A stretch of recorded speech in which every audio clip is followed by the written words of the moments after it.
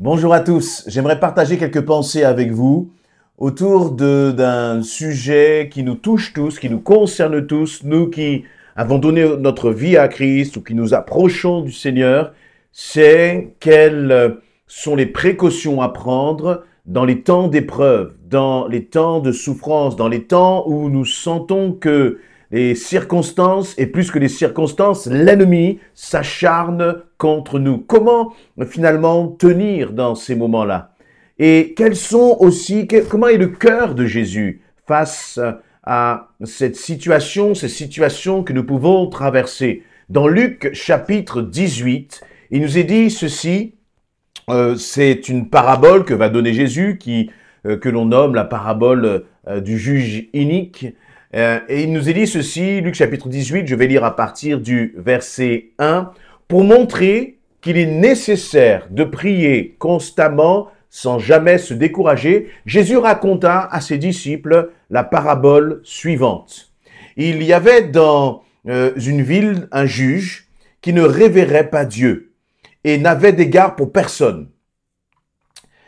Il y avait aussi dans cette même ville une veuve qui venait constamment le trouver pour lui dire « Défends mon droit contre mon adversaire ».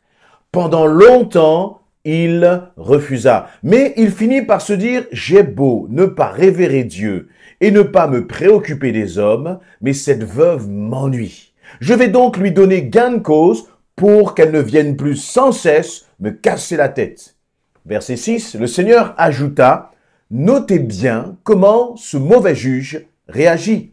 Alors, pouvez-vous supposer que Dieu ne défendra pas le droit de ceux qu'il a choisis et qui crient à lui jour et nuit et qu'il tardera à leur venir en aide? Moi, je vous dis qu'il défendra leurs droits promptement. Seulement, lorsque le Fils de l'homme viendra, trouvera-t-il encore la foi sur la terre?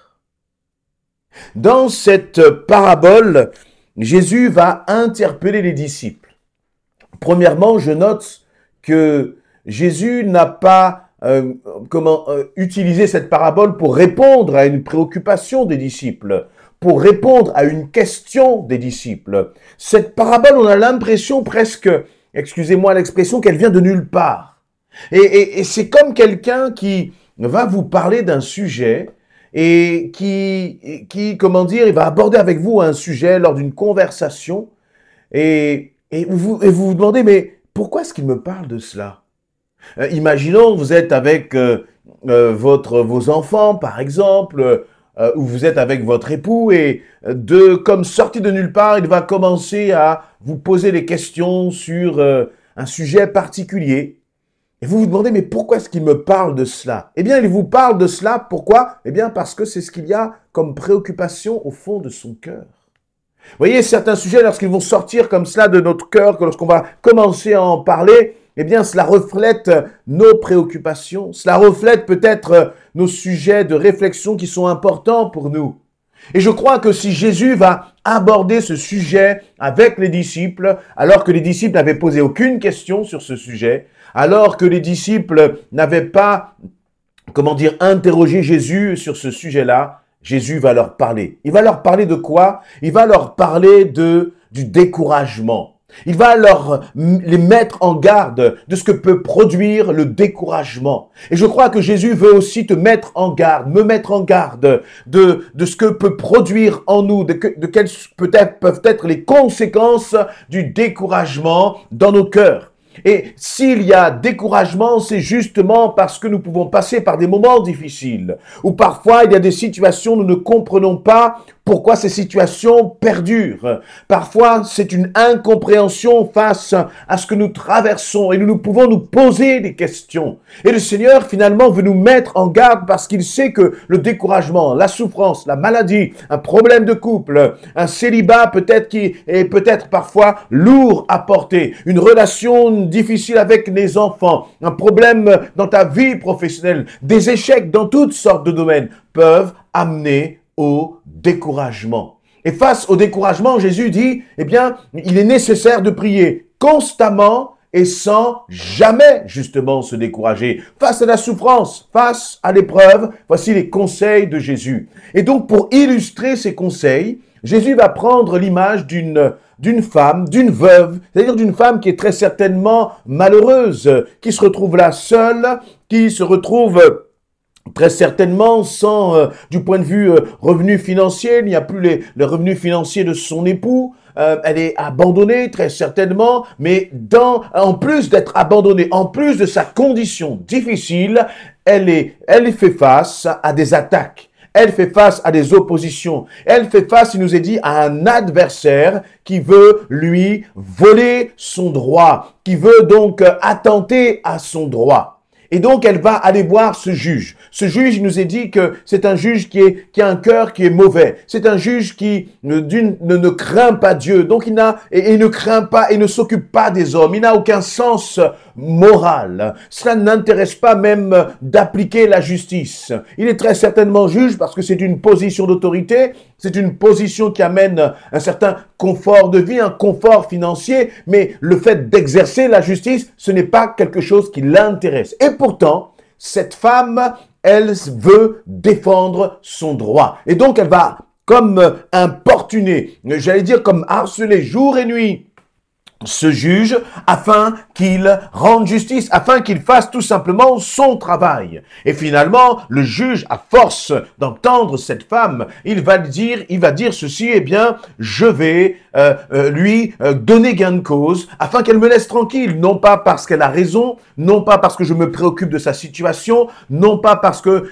j'ai de la compassion à l'égard de cette femme, non pas parce que je veux exercer la justice, mais je vais donner gain de cause à cette femme tout simplement pour qu'elle me laisse tranquille. Tout simplement pour qu'elle me laisse tranquille. Et Jésus va dire, vous voyez, cet homme qui est mauvais, il va rendre justice à cette femme. Alors, à combien plus forte raison, l'Éternel, votre Dieu, celui qui vous a choisi, vous rendra aussi justice. Et c'est intéressant de voir que déjà nous apprenons un certain nombre de choses dans la prière, dans le domaine de la prière. Vous voyez, dans le domaine si tu veux, si tu fais confiance au Seigneur, tu dois persévérer. Tu ne dois pas baisser les bras. Et pourquoi est-ce que tu ne dois pas baisser les bras? Eh bien, parce que Dieu est un Dieu de justice. Et qu'un Dieu de justice, il te rendra justice. Et c'est intéressant de voir que, justement, Jésus nous appelle d'une certaine façon à prier, mais avec un certain état d'esprit, à réaliser, à prendre conscience d'un certain nombre de choses avant de prier. La première chose qu'il va dire concernant justement la prière, c'est qu'il faut prier constamment et sans se décourager. Sans se décourager. Alors c'est vrai que parfois nous croulons sous le poids du fardeau qu'il y a à porter, sous les souffrances. Mais le Seigneur nous fixe comme là un objectif. Il te dit, ne te décourage pas et prie sans te décourager. Tu peux même prier contre ton découragement. Vous voyez, je crois qu'il y a une attitude là à avoir que nous devons développer. Ce n'est pas quelque chose que l'on obtient en claquant juste des doigts. Ce n'est pas facile. Mais c'est un conseil que Jésus nous donne. Lorsque Jésus nous donne un conseil, soit nous disons c'est pas facile et finalement nous ne mettons pas en pratique ce conseil, ou soit nous disons oui c'est vrai c'est pas facile mais je veux grandir dans cette dimension de la prière. Je veux apprendre à te prier constamment. Je refuse de baisser les bras, Seigneur. Et vous savez ce qui peut nous aider justement à avoir cette attitude, à avoir cet état d'esprit? Eh bien, c'est exactement ce que Jésus va expliquer dans les versets 7 et 8. Dans les versets 7 et 8, il va dire « Pouvez-vous supposer que Dieu ne défendra pas le droit de ceux qu'il a choisis ?» Ça commence par là. Et puis, la deuxième partie, c'est « Et qui crie à lui jour et nuit ». Tu peux peut-être crier au Seigneur jour et nuit. Mais comment cries-tu à lui? Comment pries-tu ton Seigneur? Comment est-ce que tu intercèdes? Est-ce que tu le fais en croyant réellement que Jésus va agir? Est-ce que lorsque tu t'adresses à Dieu, tu réalises à qui tu t'adresses? Est-ce que lorsque tu t'adresses à Dieu, tu réalises que tu t'adresses à celui qui défendra ton droit? Parce que parfois nous pouvons prier, mais de la mauvaise façon. Nous pouvons prier avec le mauvais état d'esprit. Parfois, nous pouvons prier en disant, Seigneur, on ne va pas le dire, mais dans notre cœur, on a l'impression que Dieu nous a abandonnés. On a l'impression que Dieu nous a oubliés. On a l'impression que Dieu ne va pas intervenir parce que ça dure depuis tellement longtemps. Et je crois que Dieu ne répond pas à ces prières-là. Il dit, eh bien, vous ne recevez pas parce que vous demandez mal. Et qu'est-ce que cela veut dire finalement? Demander bien, c'est demander aussi en considérant à qui nous demandons. Cette femme a été voir ce juge aussi mauvais qu'il était parce qu'elle savait que ce juge était celui qui pouvait changer la situation. Elle savait que aussi mauvais qu'il était, il avait le pouvoir d'intervenir et de lui rendre justice. Est-ce que lorsque nous prions Dieu, nous réalisons, nous avons la foi, nous avons l'assurance qu'il est capable de changer la situation, qu'il va changer la situation, qu'il a la situation entre ses mains et qu'il est capable de la transformer? Et c'est en priant comme cela que justement, on reste encouragé.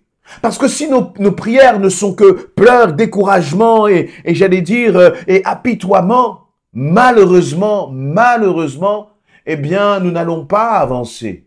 Et plus il y a, comment dire, un cercle vicieux, plus tu vas te décourager, plus ça va entraîner du découragement, et plus ta foi va être attaquée. Alors que si tu pries sans cesse, mais en croyant que Dieu défendra ton droit, alors en priant, tu vas être encouragé. En priant, le Saint-Esprit va te renouveler. En priant, le Saint-Esprit va te rebooster. Et quand tu vas sortir de ton moment de prière, je t'assure que tu ne vas pas ressortir de ton moment de prière comme tu l'as commencé. La deuxième chose qu'il est bon de réaliser, c'est que dans le verset 7, il nous dit, Jésus dit, pouvez-vous supposer que Dieu ne défendra pas le droit de ceux qu'il a choisis? Jésus t'a choisi, il t'a appelé. Et voyez, et nous devrions dire merci au Seigneur pour cela, parce que s'il m'a choisi, c'est parce qu'il m'aime. Et s'il m'aime, il ne m'abandonnera pas. Et donc, lorsque tu pries ton Dieu, réalise à qui tu t'adresses. Tu t'adresses à un Dieu qui t'aime. Tu t'adresses à un Dieu qui prend soin de toi. Tu t'adresses à un Dieu qui a compassion de toi dans ta situation. Et en même temps, une fois que nous avons réalisé qui est Dieu, alors à ce moment-là, nous pouvons entrer dans la deuxième partie de ce verset qui va dire « Et qui crie à lui jour et nuit » et qui crie à Dieu jour et nuit. Si tu réalises que Dieu défendra, est celui qui défend ton droit, si tu réalises qu'il est celui qui t'a choisi et qui t'aime, alors tu peux crier à lui jour et nuit et tu crieras avec assurance. Tu crieras en combattant, tu crieras en vainqueur sur ta situation. Et c'est cet état d'esprit que nous avons besoin de revêtir justement dans nos moments de prière. Lève-toi, reprends-toi si tu es découragé, adresse-toi à ce Dieu en considérant qui il est. Et il nous dit qu'il ne tardera pas à venir à notre aide. Peut-être que si Dieu tarde à venir, tarde à intervenir, c'est parce que justement, nous n'avons pas compris un certain nombre de choses, nous n'avons pas forcément le bon état d'esprit. Oh Seigneur, viens et corrige-nous, change-nous, transforme notre mentalité, afin que nous puissions te prier avec cet état de cœur, de foi et de confiance. Et maintenant, j'aimerais terminer sur ce verset 8. Vous voyez, Jésus va là, terminer, il aurait pu terminer le passage à partir du verset 7, mais il rajoute une pensée qui est profonde et qui nous interpelle. Jésus va dire, moi je vous dis que l'Éternel défendra leurs droits promptement. Seulement, lorsque le Fils de l'homme reviendra, trouvera-t-il encore de la foi sur la terre? Et cette question reste en suspens. Vous voyez, Jésus finalement dit, vous n'avez pas à vous préoccuper de cela finalement. Tu n'as pas à te préoccuper, et c'est bizarre ce que je vais vous dire là, ça va peut-être vous choquer, tu n'as pas à te préoccuper de tes combats, de tes souffrances. Parce que Jésus s'en préoccupe. Parce que tu as un défenseur qui te dit, venez à moi, vous qui êtes fatigués et chargés, je vous donnerai du repos. Tu as un défenseur qui te dit, cherchez d'abord mon royaume et ma justice, et tout le reste vous sera donné par-dessus tout.